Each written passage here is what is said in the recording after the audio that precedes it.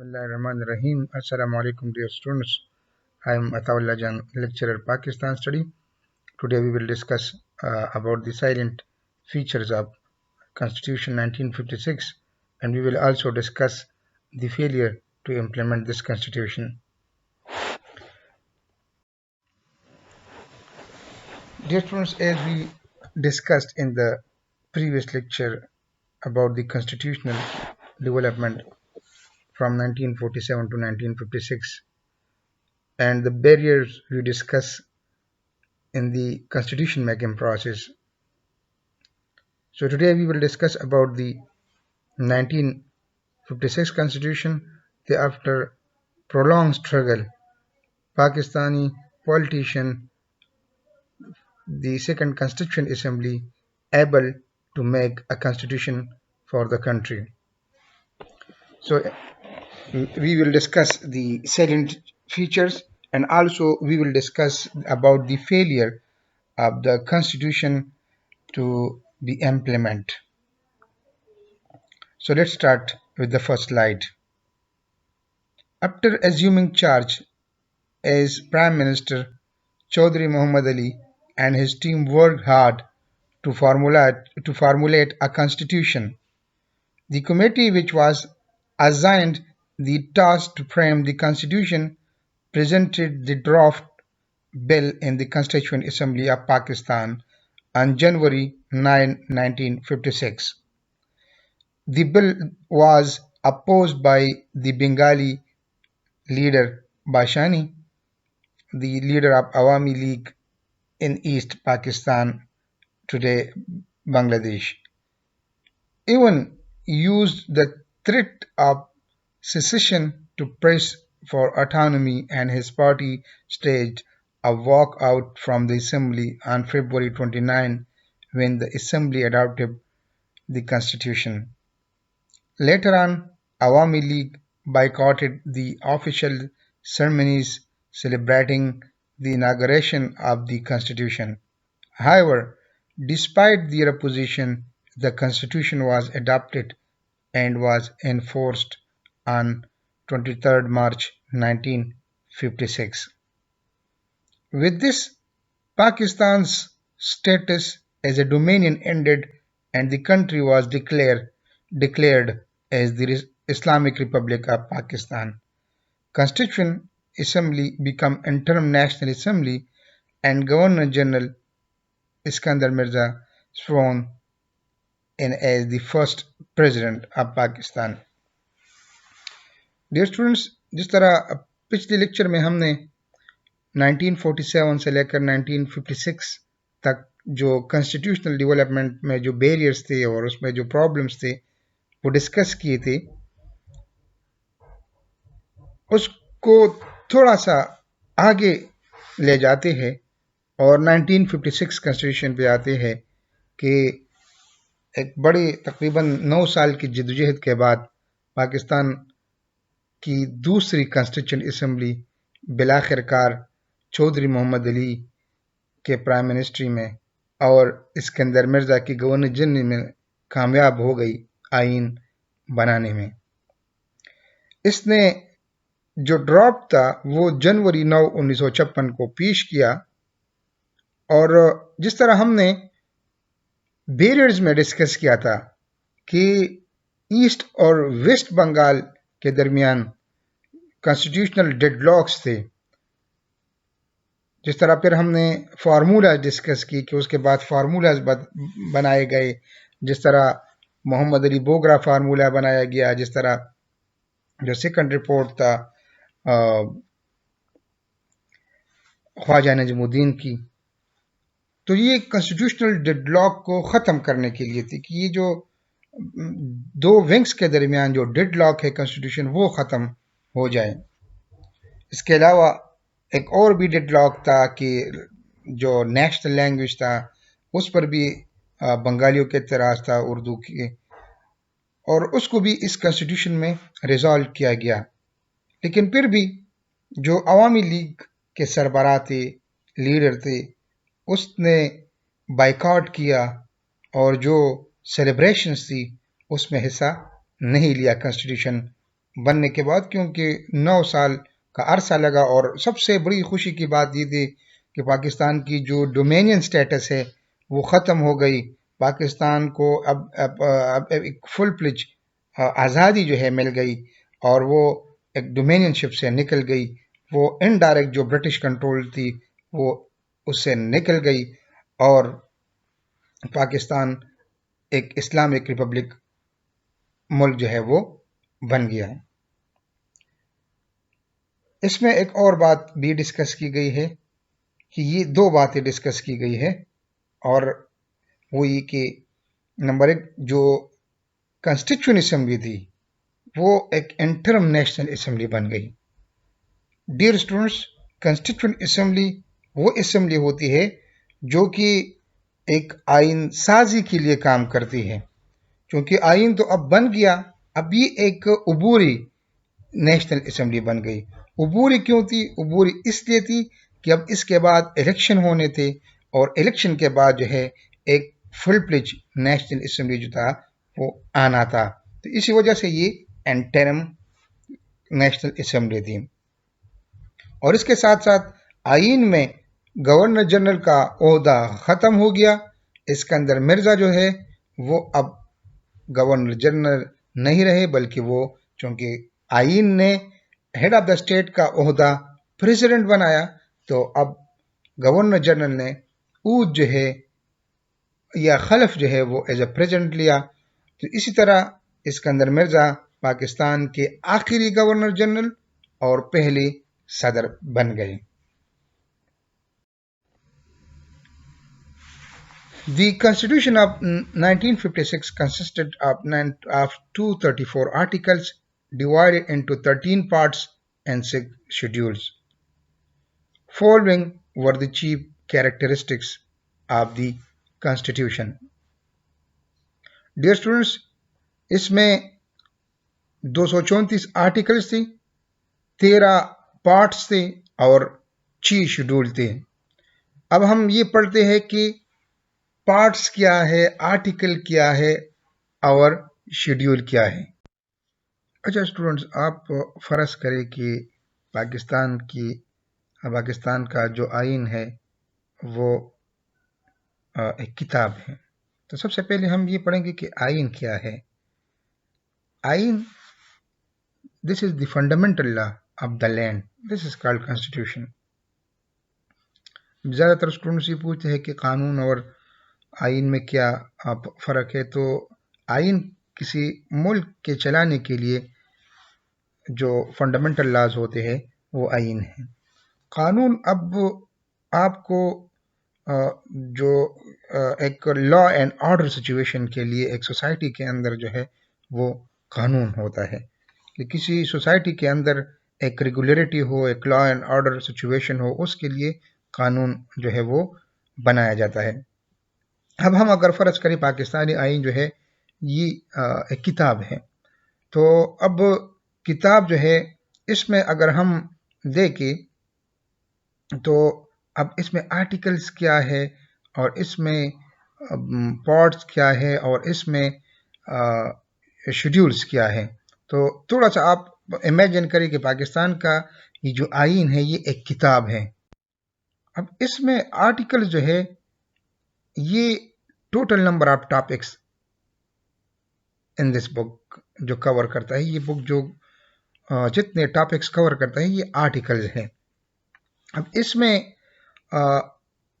Parts کیا ہے؟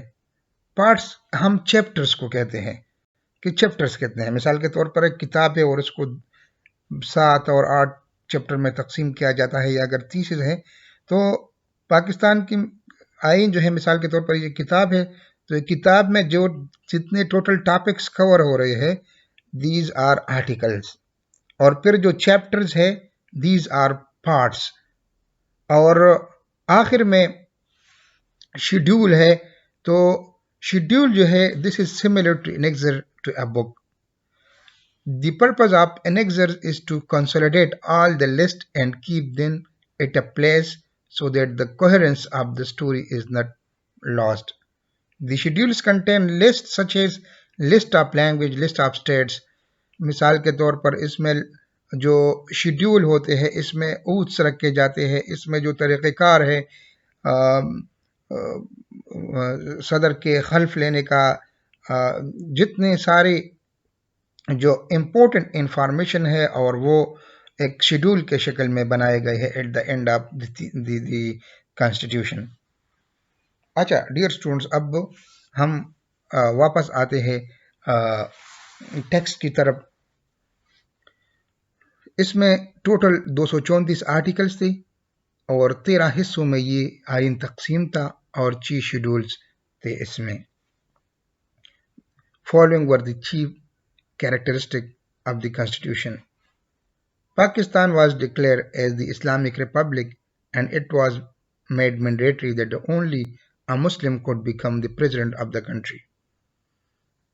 پاکستان کو اسلامی جمہوریہ ڈکلیئر کیا گیا اور یہ ضروری تھا کہ اس کا سربراہ بھی ایک مسلمان ہو، کیونکہ یہ ملک ہم نے اسلام کے نام پہ حاصل کیا تھا، تو اسی وجہ سے یہ ضروری تھا کہ اس ملک کا سربراہ بھی ایک مسلمان ہو۔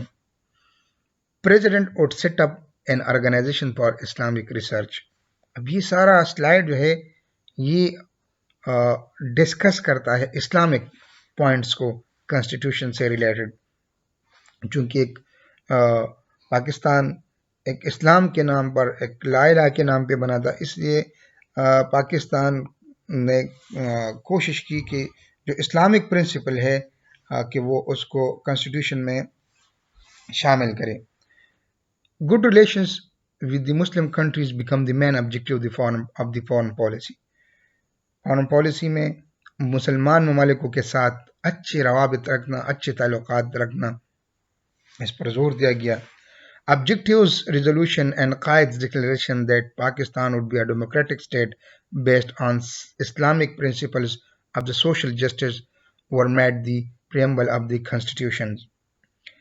جو آبجیکٹو ریزولوشن تھا جو ہم نے پچھلے لیکچر میں ڈسکس کیا تھا، اس کو کانسٹیٹیوشن کے preamble میں شامل کیا گیا۔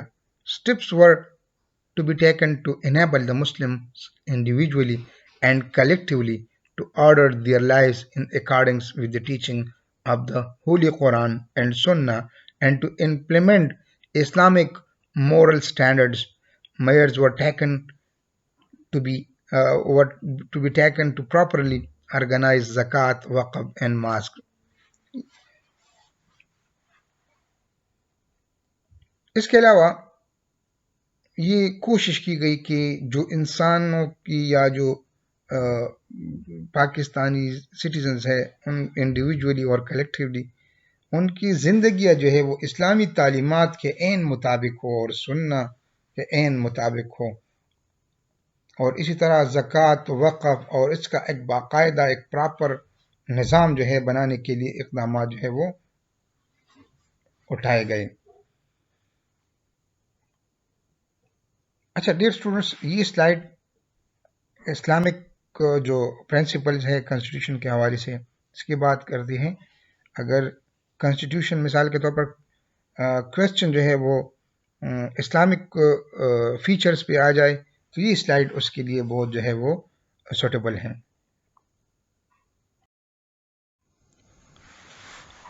The Constitution provided for the federal form of government with the 3 list of subject: federal, provincial and concurrent۔ Federal form of government جو ہے وہ کانسٹیٹیوشن نے پرووائڈ کیا کہ پاکستان میں فیڈرل فارم آف گورنمنٹ ہوگا،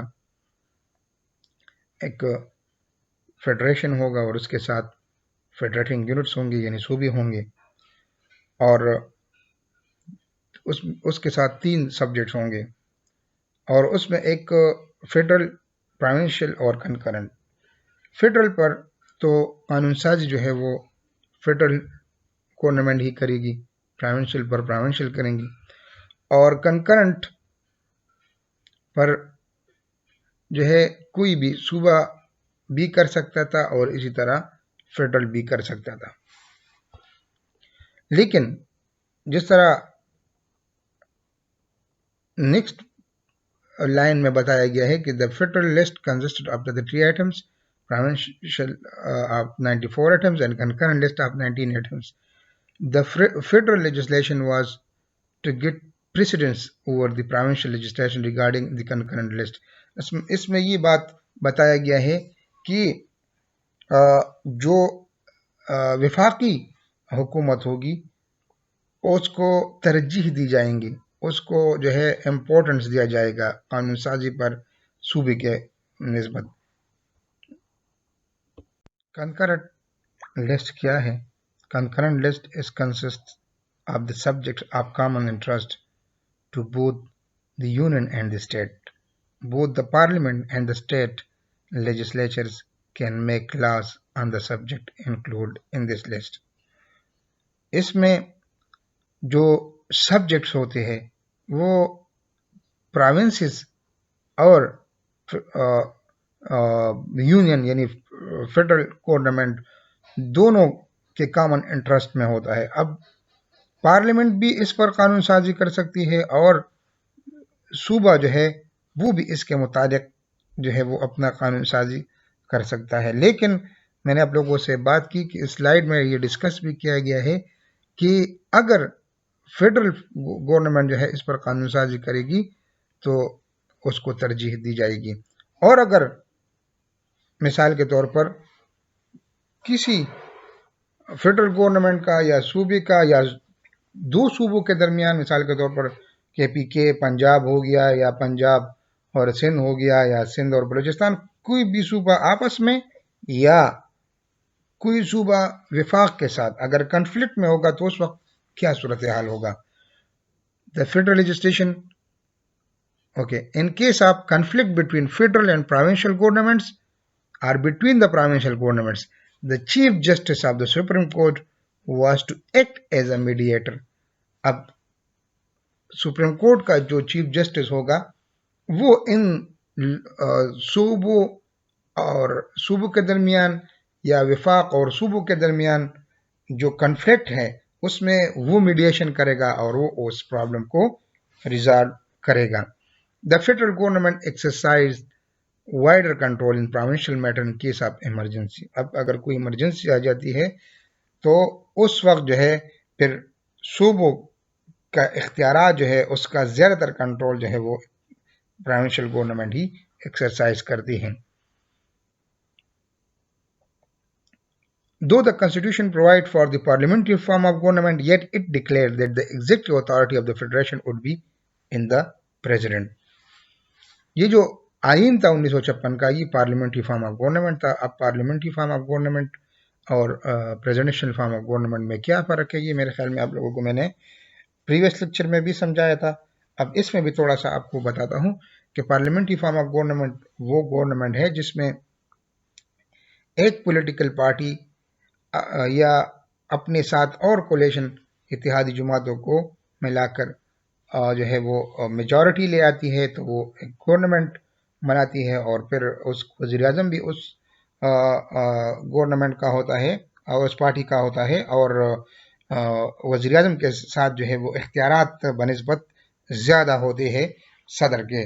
लेकिन 1956 के आइन में ये था कि इसमें इख्तियारात जो थे वो सदर को भी दी गए थे.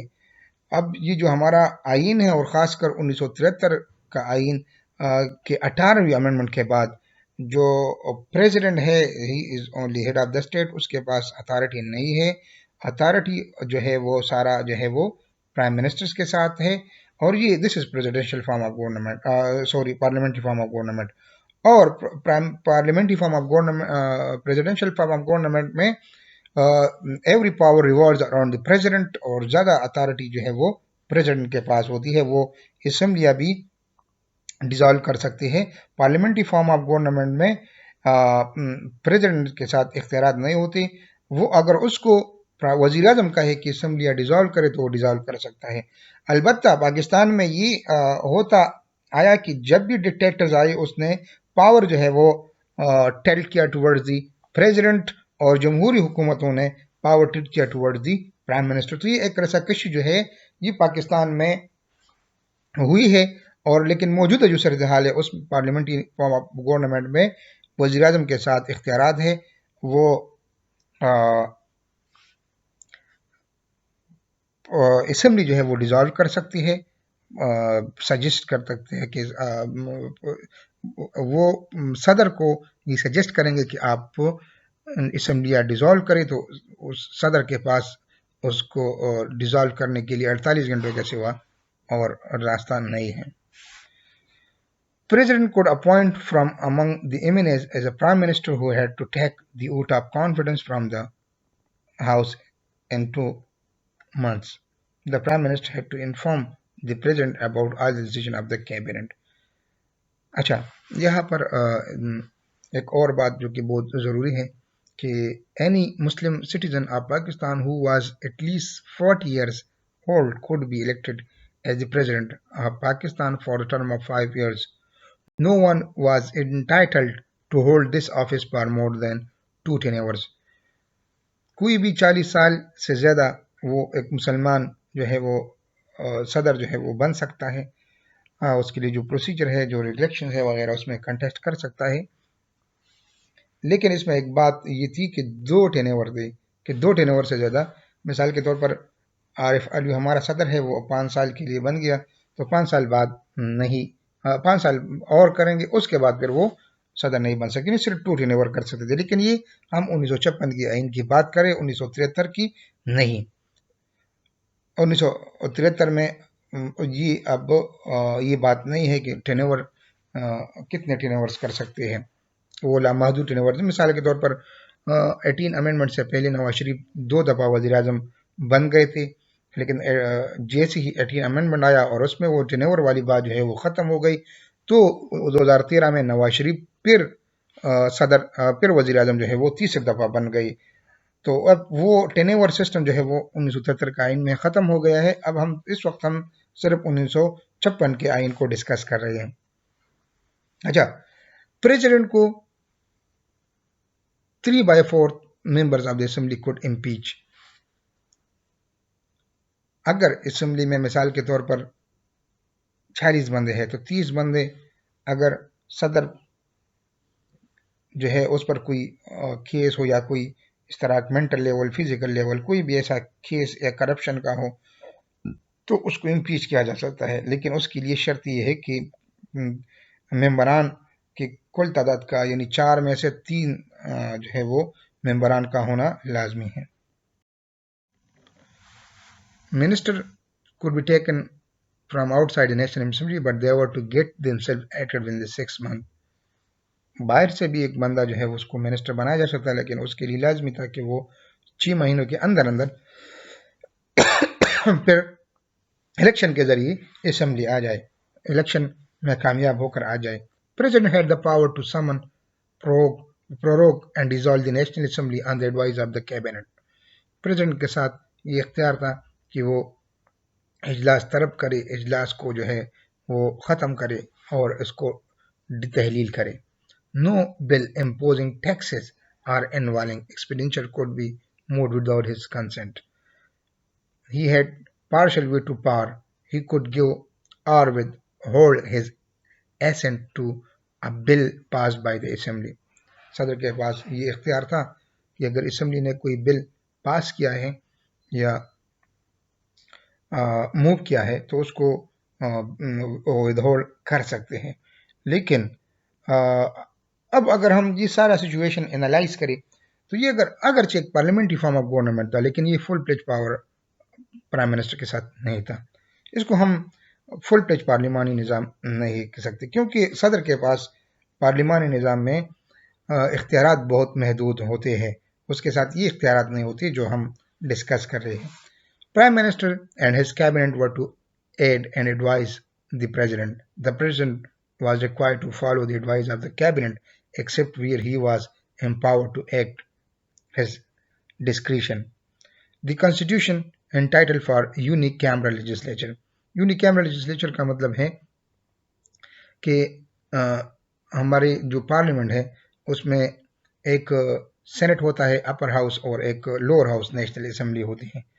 تو اس وقت چونکہ سینٹ نہیں تھا، 1962 کے آئین میں بھی سینٹ نہیں تھا، صرف ایک ہی ہاؤس تھا، اور اسی وجہ سے دونوں جو ہمارے 1962 اور 1956 کے آئین تھے وہ دونوں یونیک کیمرل تھے۔ صرف ہمارا واحد جو آئین ہے 1973 کا، اس میں وہ بائی کیمرل ہے، اس میں 2 ہاؤسز ہے، اپر بھی ہے لوور بھی ہے، سینٹ اور نیشنل اسمبلی دونوں. The age limit for a candidate for a seat in the National Assembly was 25 years. کوئی بھی بندہ جو کہ جس کا عمر 25 سال ہو وہ نیشنل اسمبلی کا الیکشن لڑ سکتا تھا. The principle of parity was accommodated in the constitution. Parity mean برابری. West Pakistan was treated as one unit. جو موجودہ پاکستان ہے اس کو as a one unit declare کیا گیا، جس میں سارے صوبوں کو ایک صوبہ بنایا گیا، اور یہ 1955 میں، اس سے پہلے ہوا تھا. And the seat were divided equally between the two wings of the country. ایک ویسٹ پاکستان ہو گیا، یہ جو موجودہ پاکستان ہے، اور ایک جو موجودہ بنگلہ دیش ہے، ان کو 2 صوبوں میں تقسیم کیا گیا، اور ان کے درمیان جو سیٹس تھی وہ ایکولی ڈسٹریبیوٹ ہو گئی، یعنی پیرٹی جو ہے وہ قائم رکھی گئی، برابری جو ہے وہ قائم رکھی گئی. National assembly was to meet at least twice a year. سال میں 2 دفعہ جو ہے وہ نیشنل اسمبلی جو ہے وہ بلائی جائے گی، لیکن اس میں ایک شرط یہ تھی کہ minimum 1 of session should be held in Dhaka. ایک جو ہے وہ کم از کم ڈھاکہ میں ہوگا، یعنی 2 میں سے ایک جو ہے وہ ڈھاکہ میں ہوگا. مثال کے طور پر 4-5 ہو رہے ہیں تو اس میں بھی ایک جو ہے وہ ضروری ہے کہ وہ ڈھاکہ میں ایک اسمبلی سے. Members of the assembly were to be elected based on the direct elections. Direct election کا مطلب یہ ہے کہ جو الیکشنز مثال کے طور پر جس میں عوام ووٹ دیتی ہے وہ اس کو ڈائریکٹ الیکشن کہا جاتا ہے. Conducted based on adult franchise. Adult franchise کا مطلب یہ ہے کہ جو بندہ بالغ ہو ووٹ دے سکتا ہے. However, for the first 10 years, 5 additional seats were reserved for women from each wing. Every citizen was more than 20 years of age was considered adult. یہاں پر ہم نے ایڈلٹ فرنچائز کی بات کی کہ ایڈلٹ فرنچائز بیسڈ پر direct election ہوں گے، تو اب یہاں پر ایڈلٹ کی عمر بتائی گئی کہ ایڈلٹ کے لیے 21 سال کا عمر جو ہے وہ اب موجودہ جو 1973 کا آئین ہے 2002 میں پرویز مشرف نے اس کو 21 کے بجائے پھر 18 سال کر دیا ایڈلٹ فرنچائز. تو اب جو بندہ 18 سال یعنی جس کا شناختی کارڈ بنے گا وہ ووٹ بھی دے سکے گا. تو اس وقت جو تھا 1956 کے آئین میں یہ 21 سال رکھا گیا کہ جو بھی بندہ ہو وہ 21 سال کا ہو تو وہ ووٹ دے سکتا ہے. The provincial structure was similar to that of the center. اور جس طرح سینٹر کا مرکز کا اسٹرکچر تھا اسی طرح ہی provincial structure رکھا گیا. There were 300 members in the both provincial assemblies. 10 additional seats were reserved for women. Punjab was given 40% seat in the West Pakistan assembly, کیونکہ پنجاب میں آبادی زیادہ تھی اسی وجہ سے ان کو زیادہ سیٹ جو ہے وہ دی گئی. It was a written constitution, it was a flexible constitution and 2/3 member of the assembly could bring an amendment to the constitution. Flexible کیوں تھا؟ کیونکہ اگر کوئی بھی مثال کے طور پر 2/3 majority of the assembly آ جائے اور وہ چاہے کہ اس میں ہم ترمیم کر سکتے تھے، بالکل کر سکتے تھے، تو اسی وجہ سے it was a flexible constitution. Fundamental rights were made justiciable. However, the president had the power to suspend fundamental rights in case of emergency. اگر fundamental right جو ہے وہ state کی ذمہ داری ہے کہ وہ دے گی، لیکن اگر ایسی ناخوشگوار حالات ہے یا ایمرجنسی کی حالت ہے تو اس میں صدر کے پاس جو ہے وہ یہ اختیارات ہے کہ وہ فنڈامنٹل رائٹس کو بھی ویٹو کرے، اس کو بھی سسپینڈ کرے. اچھا، Urdu and Bengali were declare as the state languages. اس پر ہم نے 1956 تک جو اسٹرگل تھا کانسٹیٹیوشن اس میں ڈسکس کی تھی کہ ایک بہت بڑا کنفلکٹ تھا دونوں ونگز کے درمیان، کیونکہ بنگال کے لوگ یہ کہہ رہے تھے کہ بنگالی کو جو ہے وہ قومی زبان بنایا جائے، اور اردو جو ہے وہ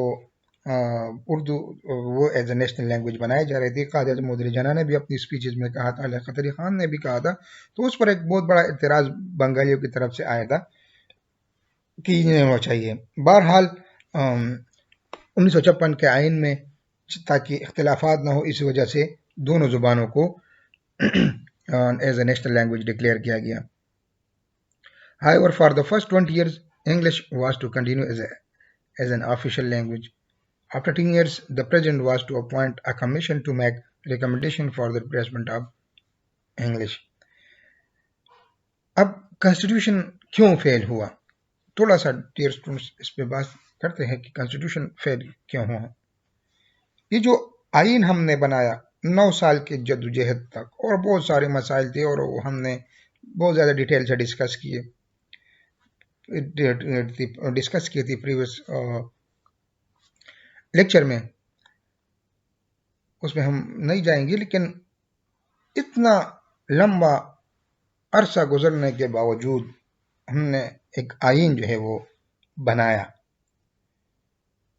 आइन बनने के बाद आइन जो है वो तकरीबन 1.5 साल बाद उसको एब्रोगेट किया जाता है और उसको जो है वो ख़त्म किया जाता है. ये क्यों हुआ? एक तरफ तो अगर हम देखें तो 1954 में और 1953 में गुलाम मोहम्मद की वजह से, जो उस वक्त के गवर्नर जनरल थे, 2 ऐसे वाक़यात हुए कि इसने पाकिस्तान में इदारों को मजबूत किया, ख़ासकर ब्यूरोक्रेसी और ख़ासकर जुडिशरी और ख़ासकर मिलिट्री को, और उनको ऐसा मजबूत किया कि वो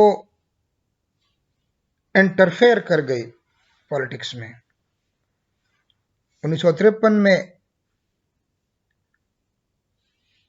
ख्वाजा नाज़िमुद्दीन का काबीना, उसको बर्खास्त करना और फिर कॉन्स्टिट्यूशन असेंबली को डिसॉल्व करना.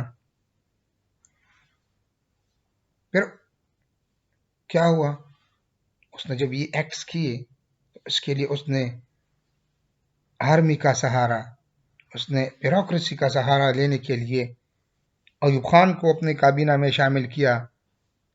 इस्कंदर मिर्ज़ा को, जो कि उस वक्त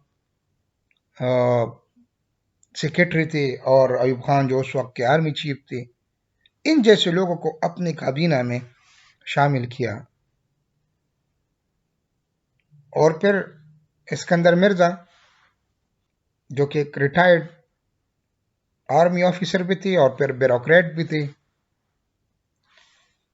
उसके बाद फिर 1956 कॉन्स्टिट्यूशन तो बन गया. अब आइन ने ये कहा कि आपने इलेक्शन भी करने होंगे. जिस तरह मैंने लेक्चर के शुरू में ये कहा कि एक इंटरिम असेंबली होगी, नेशनल असेंबली होगी, और परमानेंट के लिए इलेक्शन करने होंगे.